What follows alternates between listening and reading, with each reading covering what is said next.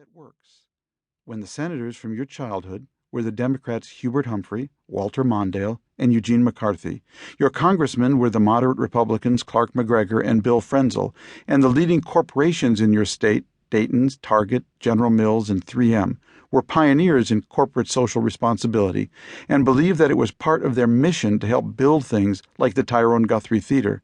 You wound up with a very deep conviction that politics really can work and that there is a viable political center in American life. I attended public school with the same group of kids from K through 12. In those days in Minnesota, private schools were for kids in trouble. Private school was pretty much unheard of for middle-class St. Louis Park kids, and pretty much everyone was middle class. My mom enlisted in the U.S. Navy in World War II, and my parents actually bought our home thanks to the loan she got through the GI Bill. My dad, who never went to college, was vice president of a company that sold ball bearings. My wife, Ann Bucksbaum, was born in Marshalltown, Iowa, and was raised in Des Moines. To this day, my best friends are still those kids I grew up with in St. Louis Park, and I still carry around a mental image, no doubt idealized, of Minnesota that anchors and informs a lot of my political choices. No matter where I go, London, Beirut, Jerusalem, Washington, Beijing, or Bangalore, I'm always looking to rediscover that land of 10,000 lakes where politics actually work to make people's lives better, not pull them apart. That used to be us. In fact, it used to be my neighborhood. While Tom and his wife come from the middle of the country, my wife, Ann Mandelbaum, and I grew up on the two coasts, she in Manhattan and I in Berkeley, California.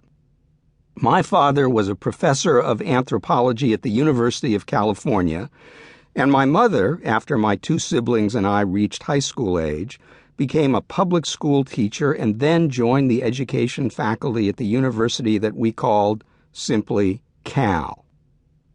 Although Berkeley has a reputation for political radicalism, during my childhood in the 1950s, it had more in common with Tom's Minneapolis than with the Berkeley the world has come to know.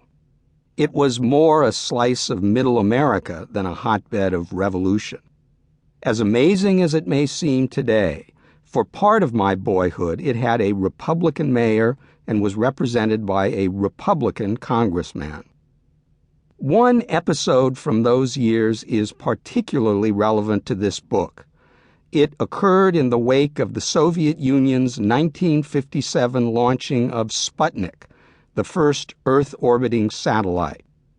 The event was a shock to the United States, and the shock waves reached Garfield Junior High School, since renamed after Martin Luther King Jr., where I was in 7th grade.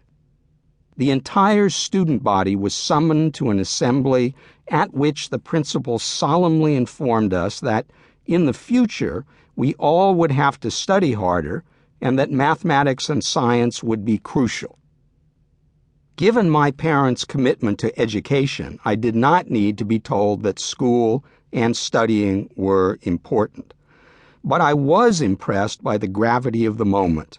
I understood that the United States faced a national challenge and that everyone would have to contribute to meeting it.